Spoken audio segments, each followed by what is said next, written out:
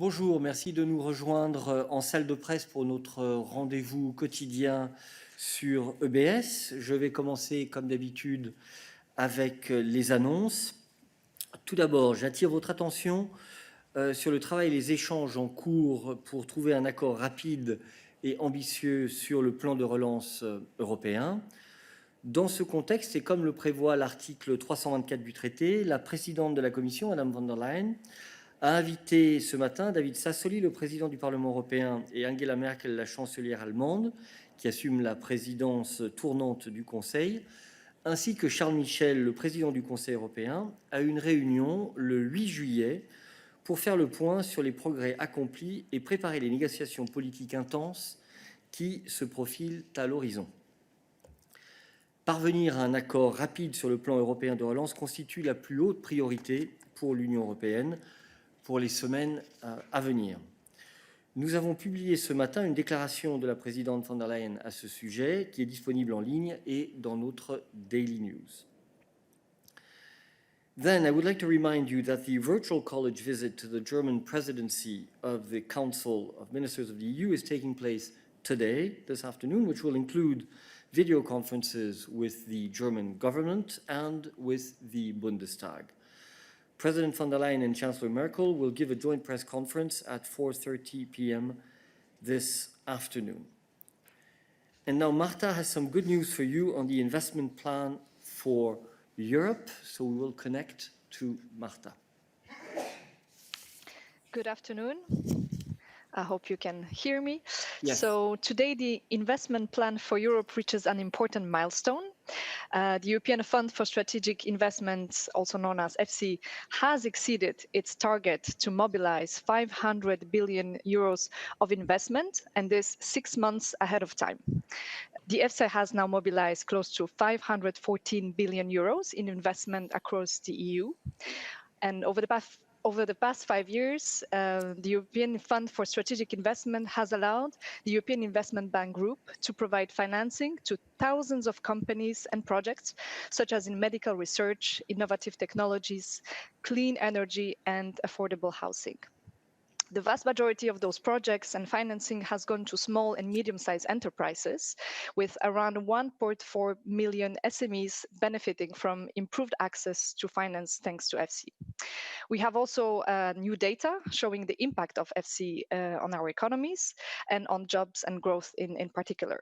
So based on the financing approved up until the end of last year, December 19, we estimate that EFSI operations have supported around 1.4 million jobs and increased EU GDP by 1.3%. And you can find more information about this news today in our press release, which we have published online, as well as in a fact sheet. And I also invite you to watch some videos on projects supported by EFSI that we have also published online. Thank you. Thank you, Marta. I now call Johannes for an announcement in the audiovisual sector.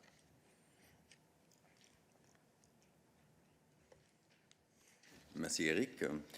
La Commission a adopté aujourd'hui des lignes directrices visant à aider les États membres à mettre en œuvre la version révisée de la directive services de médias audiovisuels afin, d'un côté, promouvoir les œuvres audiovisuelles européennes et, de l'autre, de protéger les spectateurs vulnérables. Premièrement, les lignes directrices offriront un outil pratique pour assurer la promotion des films et d'autres productions audiovisuelles dans les services à la demande, soutenant ainsi la diversité culturelle et un plus grand choix pour les consommateurs européens. Deuxièmement, elles contribueront également à mieux protéger les utilisateurs de plateformes de vidéos à la demande et de partage de vidéos, en particulier les mineurs, contre les discours de haine et les contenus préjudiciables. Les lignes directrices font également partie du travail de la Commission de plus clairement définir les responsabilités et obligations des grandes plateformes en ligne et, dans ce sens, elles complètent aussi le futur paquet relatif aux services numériques qui fait actuellement objet d'une consultation publique. Nous avons plus d'informations disponibles pour vous dans un communiqué de presse et en mémo. Merci beaucoup, Johannes. Enfin, notez que nous publions aujourd'hui notre liste de procédures d'infraction du mois de juillet. Comme vous le savez, pour aider les citoyens et les entreprises à pleinement profiter du marché intérieur, La Commission est en dialogue permanent avec les États membres qui ne respectent pas le droit européen et au besoin ouvre des procédures d'infraction à leur égard. Les décisions prises aujourd'hui comprennent 145 lettres de mise en demeure et 12 renvois à la Cour de justice de l'Union européenne. La Commission clôt également aujourd'hui 97 dossiers en cours. Vous trouverez dans nos Daily News les décisions de ce mois-ci et nos porte-paroles sont à votre disposition si vous souhaitez plus d'informations.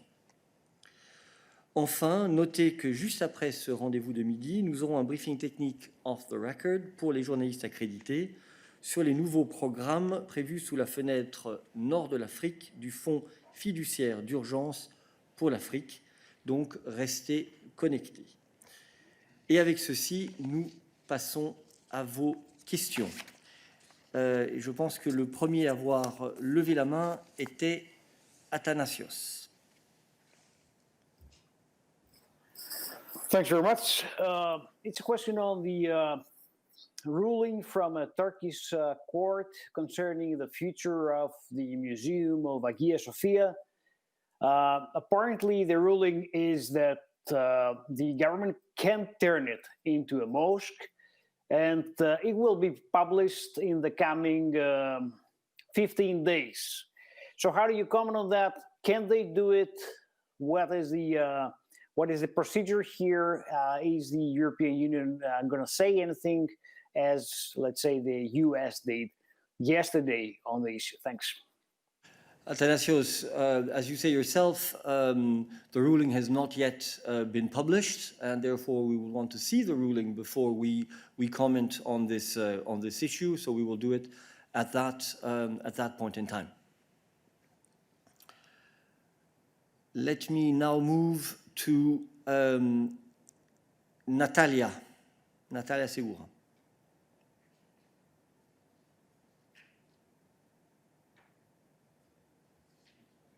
Press speak, please.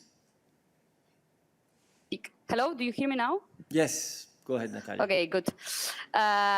Yes, I wanted to ask about the report on the European arrest warrant. I saw that the European Commission has detected that some member states have compliance issues, and I wanted to know if Spain is among them and what is their problems exactly.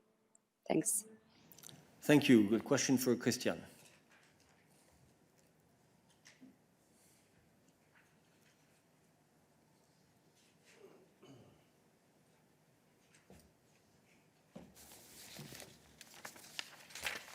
Yes, hi Natalia. Indeed, today the European Commission published a report assessing the transposition of the European arrest warrant in the 27 member states and the UK from 2004 until now. The general assessment demonstrates that the European arrest warrant remains the most successful instrument in the area of judicial cooperation in criminal matters. The report underlines a rather satisfactory level of implementation on the framework decision on the European arrest warrant, with almost 7,000 persons surrendered across borders in 2018, according to the latest statistics.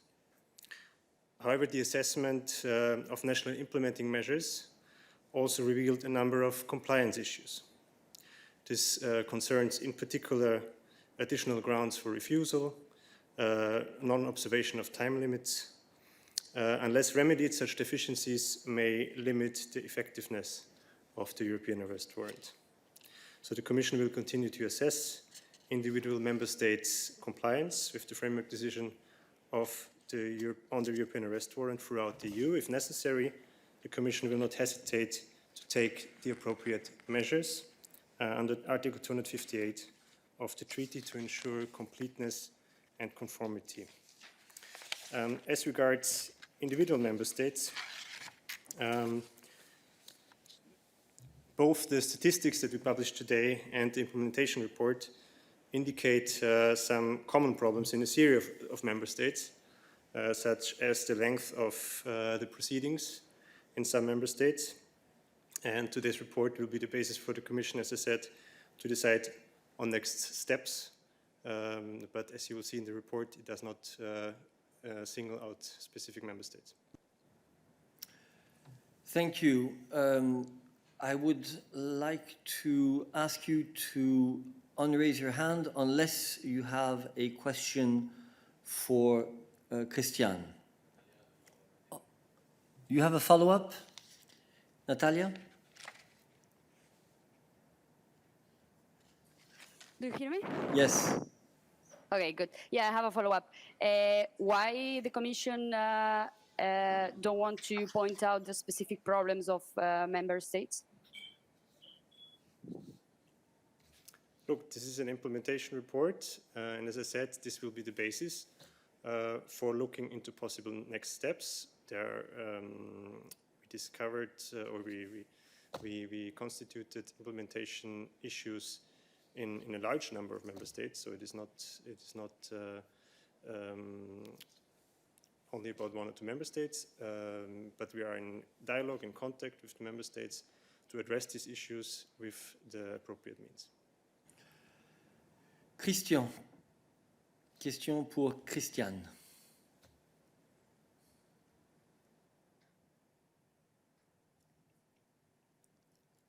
Christian, tu as la parole.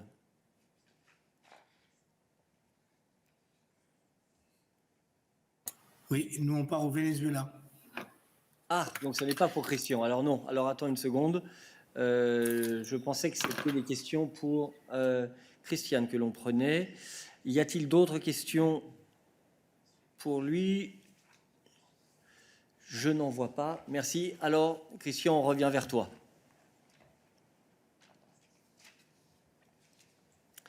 Excuse-moi. Vas-y. Venezuela.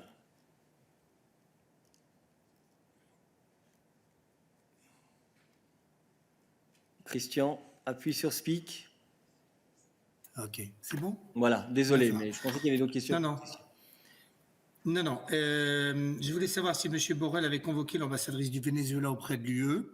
Je voudrais savoir si l'ambassadrice de l'UE a déjà quitté Caracas. Et ma troisième question, je voudrais savoir quelles sont les mesures qui sont prévues pour répondre à cette expulsion de l'ambassadrice de l'Union européenne au Venezuela. Et je voudrais surtout comprendre qu'est-ce que ça signifie chez vous de déclarer quelqu'un persona non grata. Merci. Merci, Christian. Une question pour Peter. Merci, Christian. Beaucoup de questions, mais la réponse très courte.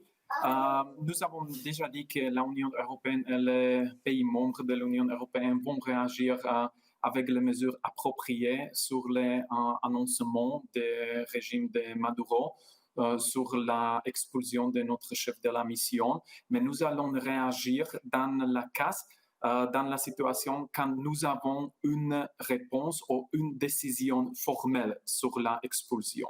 À ce moment-là, il n'y a pas aucune notification formelle sur cette décision et nous espérons qu'on peut soulever ce problème avec l'utilisation de tous les canaux diplomatiques. Donc, Peter, ça veut dire que répondre à la question de Christian sur notre ambassadrice au Venezuela,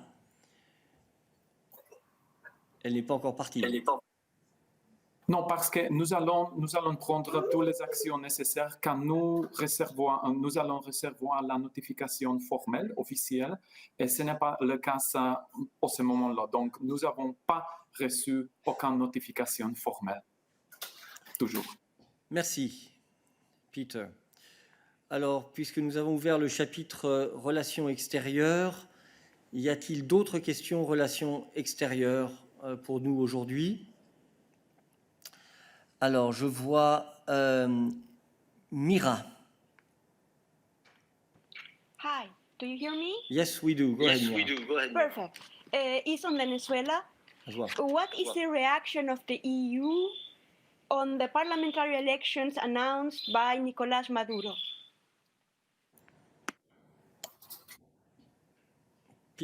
No, we can't hear you, Peter. No.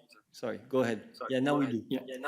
Yeah, thank you for the question. At this stage, there is nothing we could say on this issue right now, but you know that we are engaged in efforts to make sure that all the principles of democracy, rule of law, and plurality in Venezuela are respected. But at this stage, I would not comment on the announcement of the date yet.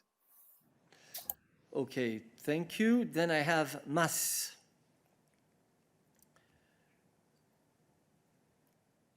Mas, press speak.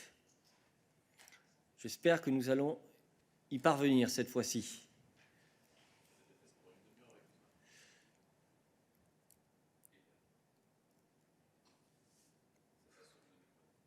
Il faut que tu vérifies la source de ton micro.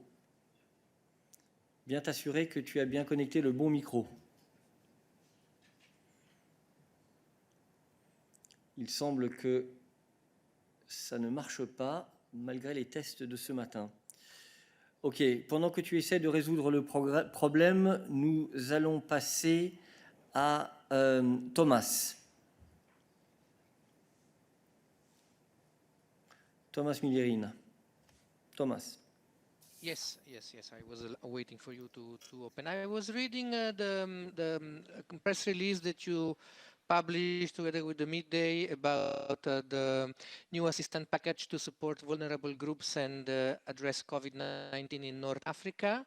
It's funded from the Emergency Trust Fund for Africa, which is also where Switzerland also contributes. I have two questions. Number one, especially for Libya, who gets this money? How is this channeled? And number two, if it's not too technical, how does it work? All the countries put the money in the fund and basically all the countries finance everything? Or there is a certain pick and choose where one country would finance something and another one other programs and so on? Thank you very much. Thank you, Thomas. A question for Anna.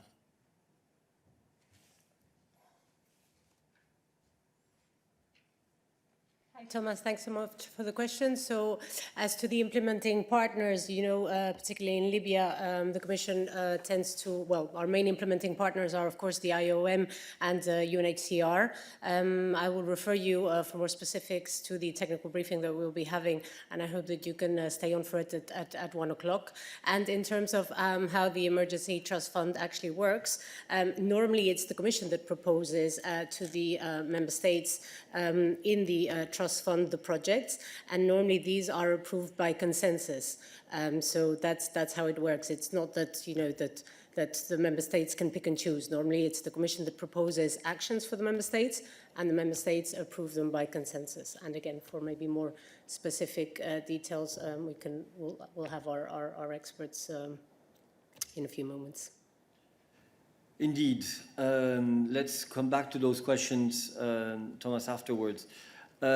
So I don't know if Mas is still trying to connect. I do not see him on the list anymore, so let us go, let's continue on external affairs and go to Momchil. Hello. Hello. My question is, of course, about international affairs. And I would like to know what's the opinion of the European Commission about the results of the referendum in Russia. I already heard the opinion that the terms of Putin are up to Russia, their internal problem. But I would like to know the opinion about the results, because almost 80% have voted, have supported the changes. Thank you. Thank you, Momchil. We go to Peter. Thank you, Momchil. Indeed, my answer maybe in this will be a little bit longer because there are various aspects that need to be mentioned when we are talking about this nationwide vote in the Russian Federation. And of course, we noted the announcement by the Central Election Commission on the results of this vote. These amendments of the Russian constitution concern changes in the political system and the work of the executive, legislative, and judicial branches, so very important areas.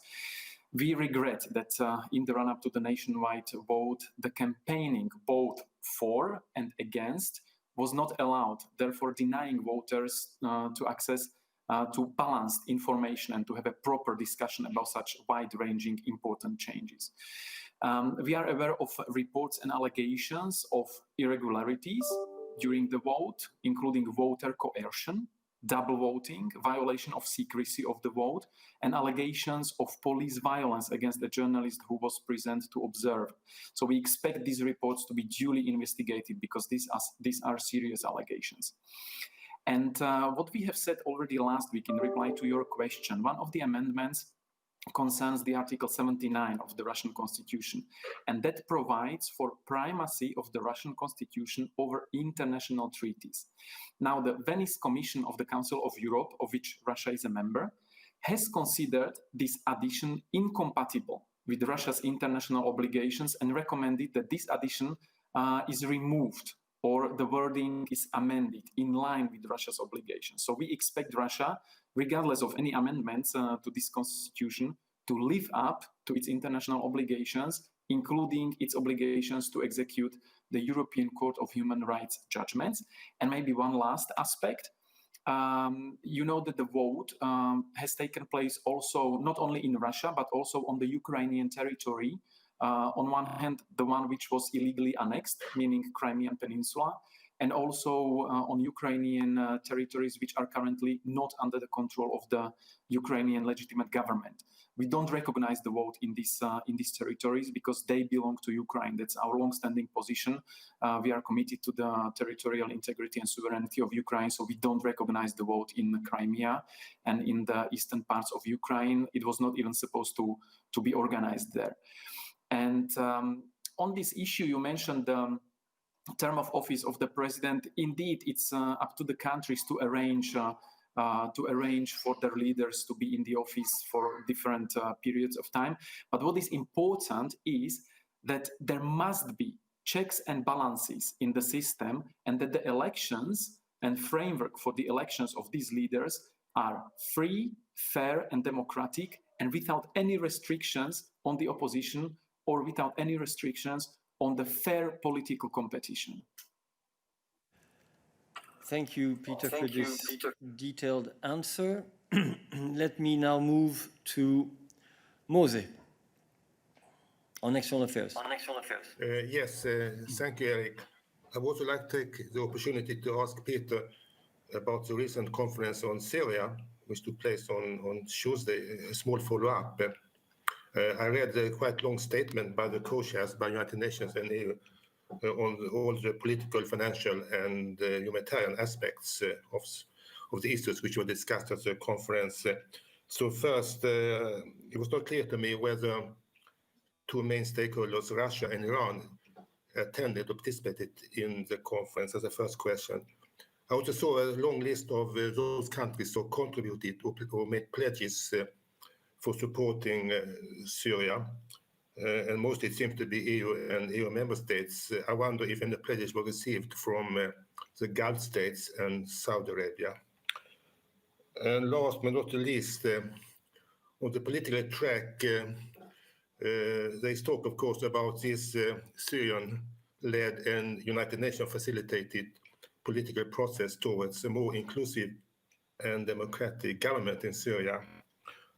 I wonder if any progress was made on that. Well, I forgot to ask also about the humanitarian issue. In the past, there was no access via border crossings, as you know, to northeast Syria. And I wonder if that problem has or will be solved. Okay, that's all. That's quite a menu you have given us there, Mose. Peter. Thank you indeed. Too many aspects. I will try to remember them all and tackle them from the end. So when it comes to the cross-border access to the northeast, but anyway, I mean, cross-border access very important because this is very important to provide humanitarian assistance to people who are in need, and the needs, as also the conference has stressed, and the HRVP was very clear, the needs continue to be enormous, the humanitarian needs. And this issue should be solved. There is a vote prepared in the United Nations in a few days' time in New York. So we hope that the conference and the calls from the conference will also mobilize the necessary international pressure, support, and goodwill to make sure that the resolution on cross-border assistance will pass, because it's a very important issue. Then your first question about participation, Russia was represented not at the level of the foreign minister, but it was represented. And then the pledges and representation by other countries, I would refer you to the website, because it is constantly updated also in line of the pledges made, and then subsequent necessary formal processing of those announcements and pledges. So the dedicated website is still online, so you can see for each country what were the pledges. And the other, your other question about the political track, we were always saying, and I think the Brussels conferences on Syria are always recalling the EU's strong support and international community's strong support for the UN-led process of the intra-Syrian talks to solve the issue. And we hope that the momentum and the strong participation at the Syria conference this Tuesday in Brussels will create the necessary motivation for all those involved to get the process moving. And we hope that the encouragement and the strong backing and support from the international community will be enough to convince all those who are hesitating that they should really move forward. Thank you, Peter. I see no further hands raised on international affairs. So let me move to, hold on. Okay, no. Yes, so it seems we're finished with international affairs. So let me move to David Carretta. Oui, merci Eric. David Carretta, Radio Radicale. Excuse-moi, je n'allume pas la caméra parce que j'ai des problèmes de connexion, donc pour bien... Aucun problème. J'ai une question sur transport et les procédures d'infraction. J'ai vu que vous avez ouvert une procédure d'infraction contre Grèce et Italie pour le non-remboursement des passagers aériens. Je voulais avoir, si possible, une explication plus approfondie par rapport à ce que vous avez mis dans le communiqué et demander pourquoi seulement ces deux pays, quand on voit très bien, au moins dans la pratique, que même dans des pays où il n'y a pas de législation sur la question voucher, les compagnies aériennes continuent à ne pas rembourser. Merci. Alors, si c'est compagnie aérienne, c'est plutôt Stéphane. On va voir. Sinon, ce sera Christian. Hello, bonjour. Vous m'entendez? Oui, vas-y. Ok, très bien. Vous me voyez parce que moi, je ne vois rien. Ah, ok, très bien, tant mieux. Ok. Non, David, merci beaucoup pour la question. Je pense que je ne vais pas pouvoir ajouter beaucoup plus. La raison pour laquelle nous avons lancé cette procédure, c'est le fait que ces deux pays, la Grèce et l'Italie, ont adopté une législation qui permet aux sociétés aériennes d'offrir des vouchers comme seul moyen de remboursement. Et donc, ceci va à l'encontre des règles des droits des passagers qui prévoient clairement que les passagers ont le droit d'un choix. Ils peuvent donc choisir d'avoir un remboursement au lieu d'un voucher. Cette législation grecque-italienne ne permet pas ce choix et c'est pour cette raison-là que nous avons lancé ces procédures. Il s'agit de ces deux pays-là. Dans les autres pays, nous n'avons pas trouvé des législations qui vont à l'encontre justement de ces droits des passagers. Je peux avoir un follow-up? Vas-y, David. Oui, vu que la question n'est pas nouvelle et assez urgente au point de vue aussi de l'opinion publique européenne, pas seulement des juristes, etc. Ce que je ne comprends pas, c'est que, bon, les législations d'Italie et Grèce, c'est clair, ils ont des législations. De l'autre côté, on a des pays qui n'appliquent plus leur législation nationale ou européenne et qui permettent aux compagnies de ne pas rembourser. Vous avez envoyé des lettres, vous avez obtenu des réponses et je voudrais savoir pourquoi ne pas agir rapidement aussi envers les pays qui de fait ne respectent pas le droit européen. Merci. Stéphane.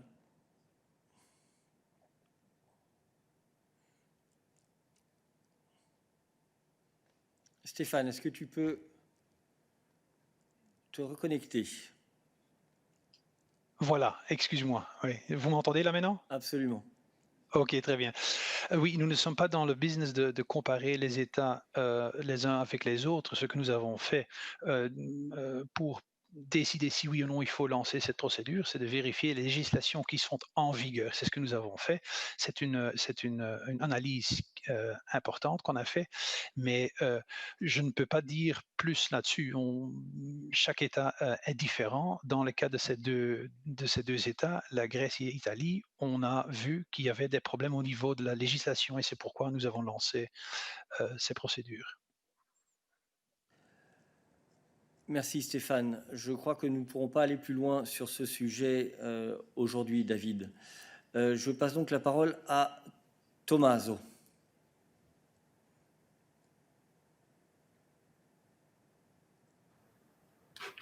Oui, bonjour. C'est seulement, bonjour. C'est seulement une question sur l'Italie, parce que, pardonnez-moi pour revenir sur ce sujet, mais le vice-président du Parti populaire européen, Antonio Tajani, a écrit une lettre à la présidente Ursula von der Leyen concernant l'état de droit en Italie, parce que Silvio Berlusconi a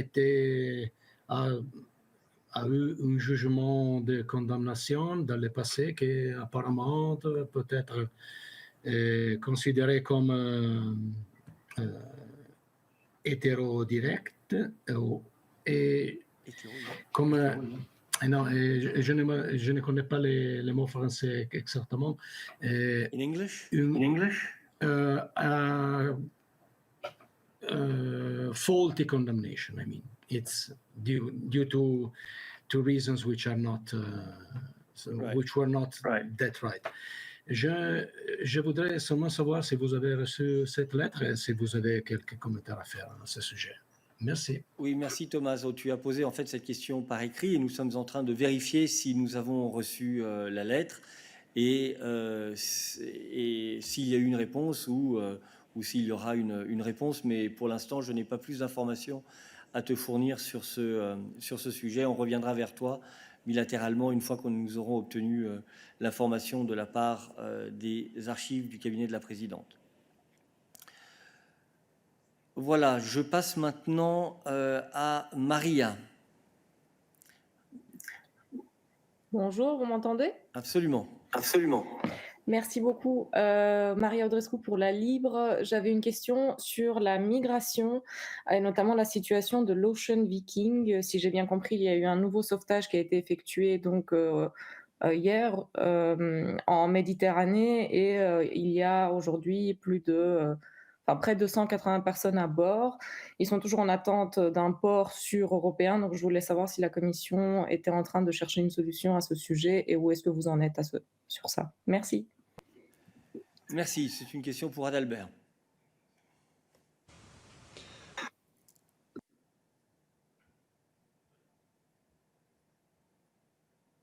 Au bord pas uniquement à bord, mais en général la situation de Ocean Viking. Effectivement, aux dernières nouvelles, il n'y a pas encore eu de porte de désembarcation qui ait été assigné à ce bateau. De manière générale, je dois rappeler que ce n'est pas du ressort de la Commission européenne de trouver un port sûr pour des bateaux après des opérations de sauvetage. C'est quelque chose qui est du ressort des États membres et de notre côté, nous encourageons très vivement les États membres à coopérer très étroitement afin de trouver des solutions aux situations en Méditerranée qui sont actuellement rendues particulièrement difficiles également par le manque de moyens auxquels les États sont confrontés suite à la crise du coronavirus. Donc nous continuons à être en contact étroit avec les États membres et à les encourager à coopérer, tout en notant que de notre côté, c'est quelque chose qui n'est pas directement de notre ressort. Merci Adalbert. Y a-t-il d'autres questions pour Adalbert? Un follow-up de Maria. Ok, vas-y Maria. Oui, juste un très petit follow-up. Donc, si j'entends bien, il n'y a pas eu de demande auprès de la Commission pour qu'il y ait une coordination ou, comme d'habitude, une redistribution en fait des migrants à bord du navire avant qu'un éventuel feu vert pour désembarquer soit émis. Il n'y a pas de telle opération en cours. Pour l'instant, il n'y a pas de port assigné à ce bateau, donc la Commission est toujours prête à coordonner des opérations une fois que la désembarcation ait eu lieu. Ceci dit, nous restons en contact avec les États membres et à leur disposition pour coordonner une telle opération dès que ça s'avérera nécessaire. Merci. Y a-t-il d'autres questions pour Adalbert? Only keep your hand raised if you have a question for Adalbert. Okay, let's move to Lorne. Yes, I hope you can hear me well. Lorne Cook from the Associated Press. Good morning. My question's about Schengen. Actually, Commissioner Johansson said a little while ago that it was hoped that Schengen would be up and running for July 1, and that would be an important basis for then opening borders to the outside world. So I just wanted to get a state of health. What's Schengen like at the moment? I believe there are still some restrictions. Is it functional? Do we give it a green light at the moment? Thank you. Adalbert. Thank you very much for this question. The state of health of Schengen is pretty good. We have called for a lifting of all the restrictions at borders by the 15th of June in the first instance, and the vast majority of member states have lifted restrictions by that point. Still, some residual restrictions do remain, so if you will, you can qualify the state of health of Schengen as having a little cough. But we are working very closely with member states on these residual restrictions, and I think we can be quite satisfied with the fact that thanks to the very strong coordination efforts that the Commission has put in place, we have now. We're now in a very different situation compared to the beginning of the coronavirus pandemic, and the vast majority of restrictions are now lifted.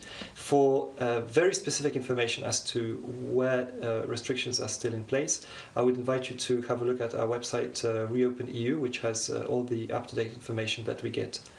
Thank you.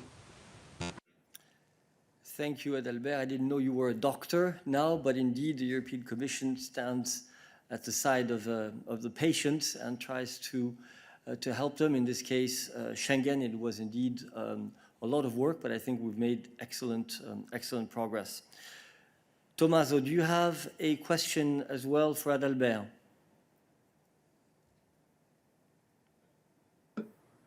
Yes. Apologies, just a curiosity. I already asked this question also to the Council, but they didn't respond, so I'm trying with you.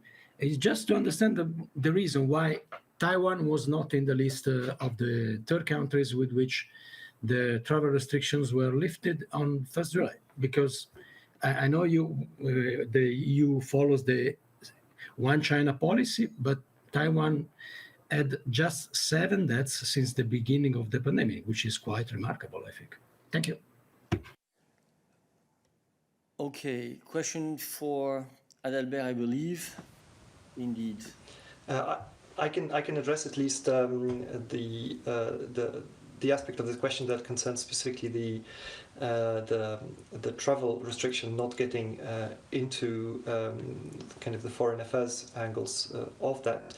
But what I can say is that the approach that the Commission has proposed to lifting the travel restriction is a gradual approach, and we proposed to agree on a list of countries which is based on objective criteria, primarily related to the health situation. But while the criteria are objective, applying them is not a purely mechanical exercise, and this exercise involves some qualitative judgments. And exercising this judgment is the responsibility of the Council. Now, maybe what I can also recall is that the list is definitely not something that's set in stone. It is meant to be revised frequently, and indeed the Council emphasizes in the recommendation that it would revise it at least every 2 weeks, taking into account also, of course, the evolution of the health situation. And I think it's also important to keep in mind that not being on the list doesn't mean an outright travel ban for the residents of the place concerned. The EU citizens, family members of EU citizens and of EU residents, and people with an essential reason to come to Europe continue to be allowed to travel.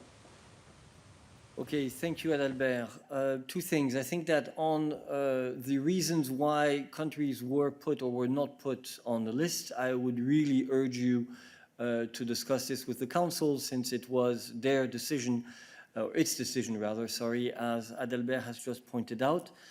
And Tommaso, in the meantime, I have received confirmation on your other question related to the letter that we have received the letter and it is being looked at. So there has not been an answer at this point in time. Now I see that there are many other questions on the issue of the travel restrictions and the list. So I first move to Oliver.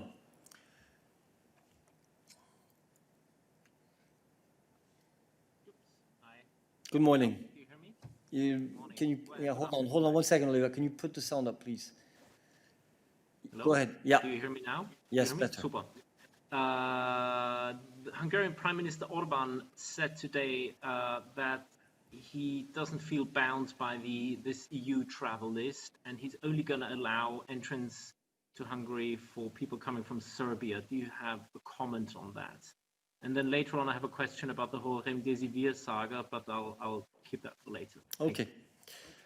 Yes, I believe that on your first question, there were clear indications in the decision taken by Council on the nature of the decision and Member States' responsibilities in implementing it, but I give the floor to Adalbert to provide the details.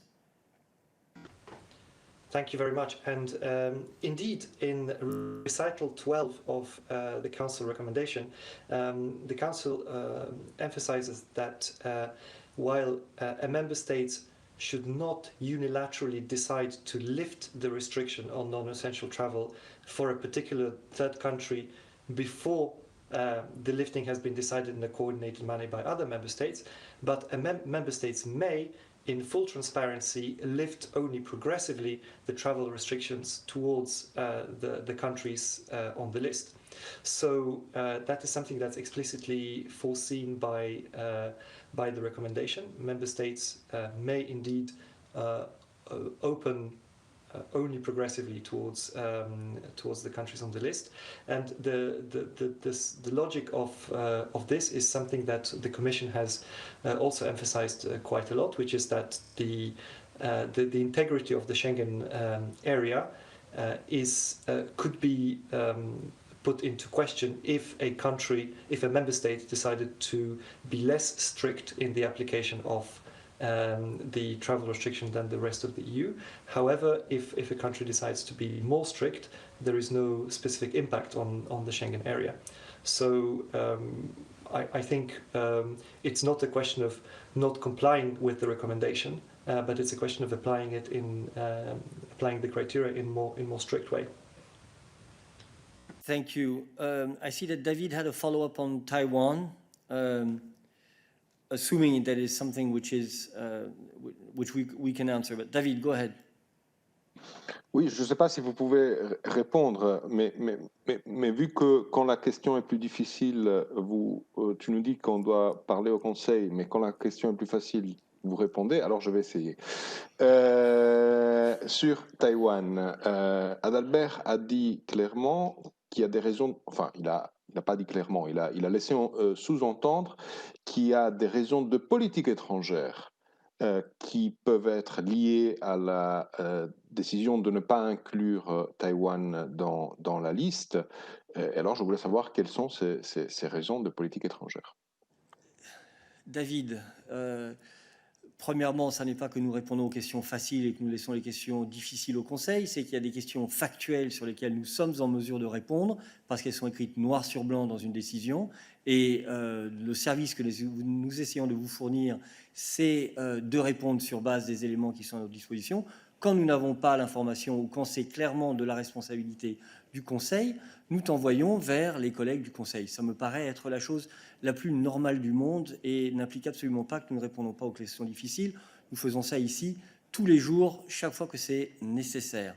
La deuxième chose, c'est que, contrairement à ce que tu dis, ça n'est pas sur base de sa réponse que le sujet de la Chine sous sa dimension politique extérieure a été soulevé, mais c'était dans la question, puisque la question mentionnait la dimension One China Policy. Et donc simplement, Adalbert a répondu que ça n'était pas de sa responsabilité. Mais maintenant, pour te montrer que nous n'hésitons pas à aborder les sujets difficiles, on va passer la parole à Peter, même si je pense que, là encore, c'est une question qu'il faudra plutôt adresser au Conseil.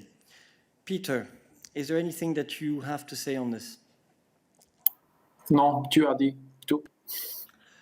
Voilà. Donc les décisions sur la présence ou non de pays sur la liste, comme je l'ai répondu avant, sont à adresser au Conseil, vu que c'est cette instance qui a déterminé la liste actuelle, qui sera peut-être amenée à évoluer, puisque la décision prévoit que cette liste sera réétudiée chaque quinzaine, si je me souviens bien. Et donc la situation à la date d'aujourd'hui pourra très bien évoluer dans le futur. Voilà. Y a-t-il d'autres questions sur la dimension frontière? Lorne, you seem to have another question on this. You had raised the first question, so we'll come back to you. Yeah, sorry, it's just a brief follow-up to the Schengen state of health. I just wanted to be sure with Adalbert that this small cough in no way is problematic for the opening of borders to the outside world. It's good enough that we can go ahead with that list. Should I understand it that way? Yes, Adalbert, go ahead, but I believe that was the whole point of the exercise of saying that we are first going to reopen borders internally before then moving to reopening progressively external borders. But Adalbert, perhaps you have something to add. That's correct. Maybe just two things to add. One is that indeed to emphasize that the lifting of the travel restriction at external borders is a very progressive exercise. So indeed, from our perspective, the time is ripe to do it now at this point. And the second aspect is maybe just to emphasize that, of course, the return to fully functioning Schengen area is and will remain an extremely important priority for the Commission. And this is why we will continue to put a very special emphasis on this in our continued work with the Member States. Thank you, Adalbert. James Wilson, a question on borders? Yes, it's reported in the media that a former Commission official, Mr. Stanley Johnson, is taking his summer holiday in Greece, but in order to circumvent the travel restrictions that exist between travel from the UK and Greece, he's transiting overland through Bulgaria. Now, the question of circumvention of travel restrictions is an interesting one, because media reports also that American tourists are being advised that if they want to have their holidays in Europe this summer, they need to fly into Ireland or Britain and then travel overland into Europe. So I just wondered if there is a mechanism to advise the border guards how to deal with these attempts to circumvent restrictions. Thank you. Just as an aside, traveling overland from Ireland to the rest of the EU must be quite a challenge. But let me give the floor to Adalbert on the substance of your question. Thank you very much. First of all, I think, as you certainly know, the actual application of any travel restrictions is the task of national authorities. However, we do indeed work very closely with the border authorities of the member states in order to help them implement the travel restrictions. In particular, the European Border and Coast Guard Agency, Frontex, is working with them and is issuing them with support and advice as to how to do it in an effective and coordinated way. This said, as I emphasized, it is ultimately the responsibility of the national authorities. The one I think important aspect to emphasize is that our external travel restriction is based very much on residence and not on nationality, and that, generally speaking, is not something that's extremely difficult to verify, and that doesn't depend directly on which route you're taking to reach the EU. But again, it's for the national border authorities to implement. Thank you. Now let us move to Mose again. You have a question on borders. Yes, thank you. I would also like to ask Adalbert about this decision by the Council on the 14 or 15 non-EU countries from which traveling into EU will be allowed from the 1st of July. You got the same question on Monday, but then the decision was not taken yet, so you didn't reply to that. Now the decision says that EU citizens and residents and their families are allowed to travel into EU from countries not on the list. And then the question is whether it would be, let's say, wise or preferable by the member states to decide on some kind of guarantee of those persons returning to their country. Especially, as you know, said, Adalbert, that a stricter application of the decision is perfectly okay. Yeah. So what is it? Yeah. Thank you, Mose. That's not really a question for Adalbert, I think, but more a question for Stéphane, because it's related to the health measures. I think, at least that's what I think. Stéphane, anything you want to say on this? No, I think I have to keep it short here. Quarantine measures, as you know, are member state decisions, and it's up to the member states to decide in this context which measures seem appropriate in the context of ensuring public health. Obviously, as is the case with all these measures, we very much insist that this happens in close coordination between the member states to make sure there's a bit of a coherent approach on this quarantines as well. But again, it's a member state decision here to take measures that seem the most appropriate in this context. Thank you, Stéphane. Other questions on borders?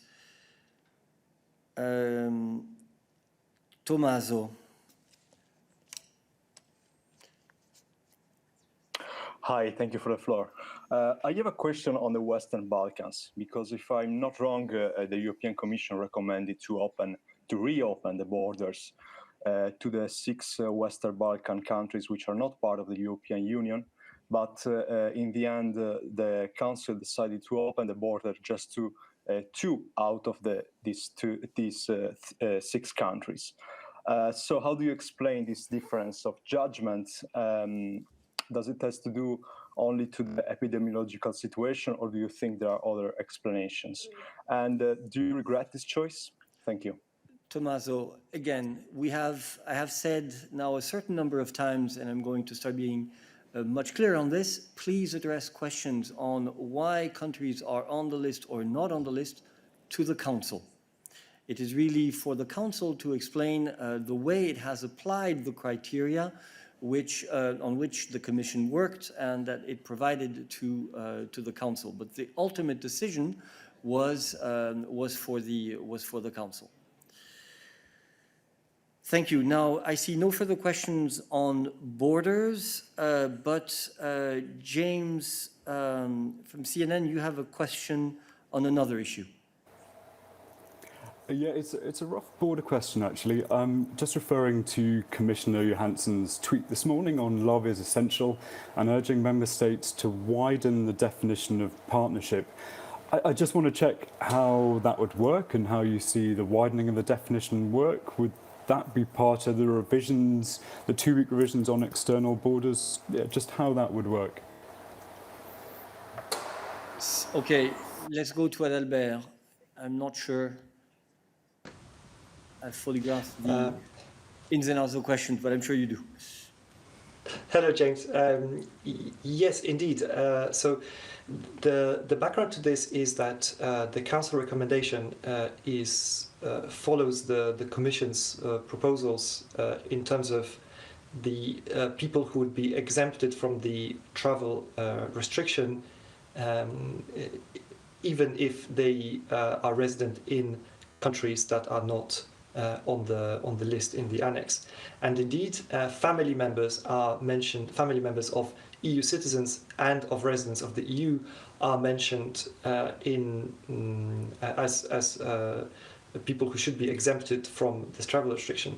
Now, there isn't any further definition of family members in this context, and I believe what Commissioner Johansson's tweet is encouraging member states to do is to apply a broad definition of family members, which it is in their power to do, since this is not something that is specifically defined in the recommendation or in another piece of legislation that would apply to this restriction.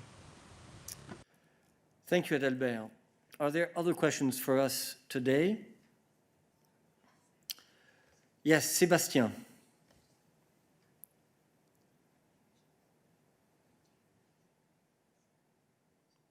Press speak.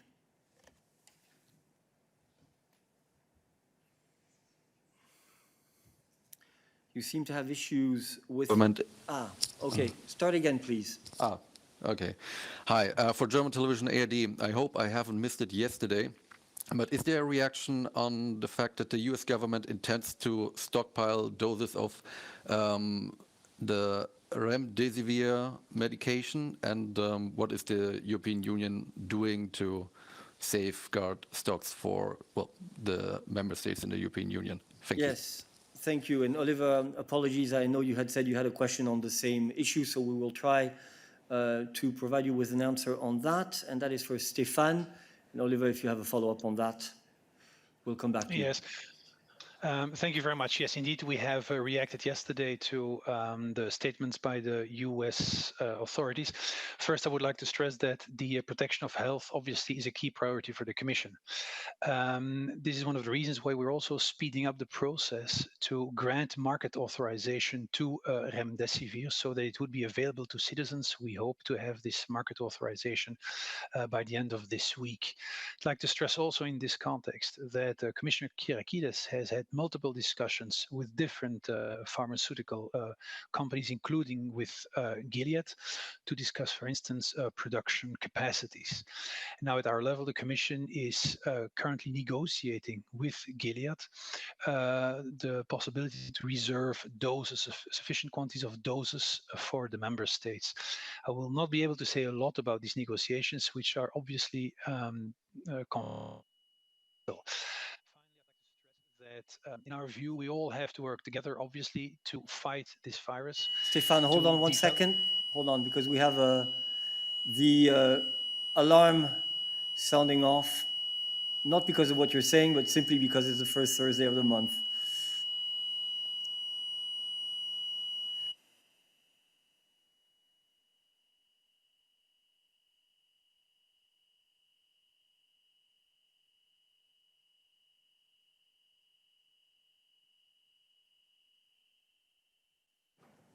Thank you. No, now you need to turn your mic back on. Tiens. It should be on now. Do you hear me? Go ahead. Excellent. Very good. Yeah, I was just finishing by saying that first, it's very important that we all work together in this fight against the virus, that we together develop a vaccine and treatments which are available, which are accessible, and which are affordable for all. Thanks. Thank you, Stefan. Oliver, you want to ask a related question?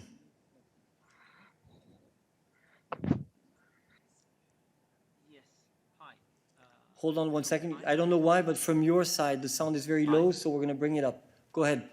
Okay, that's good. I'll get one of these fancy microphone thing headsets many of you have. Sorry about this. Do you hear me now? Yeah, it's okay. Go ahead. Okay. Yeah, I mean, on this remdesivir thing, couple of short questions. First of all, when did you hear about the US decision exactly? How did you learn about it? Did the American government inform the Commission beforehand that they are going to do this, or did you learn about it from media reports? And then secondly, when did the Commissioner start her negotiations with Gilead on this matter? How did she calculate the amount of doses that are needed for the European Union? I mean, I wouldn't have any idea, but I mean, she must have an idea. So I'd be interested in how. And finally, how would it be paid for? Out of the EU budget or through other means? Thank you. I'm sorry about this. No problem. When you say she, I suppose you mean Mrs. Kyriakides. Okay, Stefan, how did we learn about the decision? Okay, thank you very much, Oliver. I have to admit that it was not extremely clear in my earphones, but I think I got the questions. How did we learn about the US decision? Well, to our knowledge, we were not informed by the US government about it, and we learned about it through the media, as maybe you have done. On the question when Commissioner Kyriakides started negotiations with Gilead, maybe I have to clarify here something. Commissioner Kyriakides is not in negotiation with Gilead. She has had many meetings with the pharma industry, including with Gilead, as they were working on a promising treatment. So many meetings have taken place. The Commission is now, as I said a few moments ago, having discussions with Gilead indeed to reserve a sufficient number of doses for the EU member states. How are the number of doses being calculated? Well, I cannot say a lot about this because the negotiations and discussions are still ongoing. It is expected, however, that we will take into account the actual needs, obviously, actual or prospective needs, which could be, for instance, on the basis of hospital admissions. As to your questions, how these deliveries will be paid, yes, this is something on which I cannot yet comment. We're a little bit early in the negotiations to give you any further information on that. So I'm afraid I'll have to leave it with this. Thanks. Thank you very much, Stefan. I do not see any other questions for us today. So we will now move to the technical briefing on the new programs for North Africa that I announced at the beginning of this midday briefing. Thank you very much.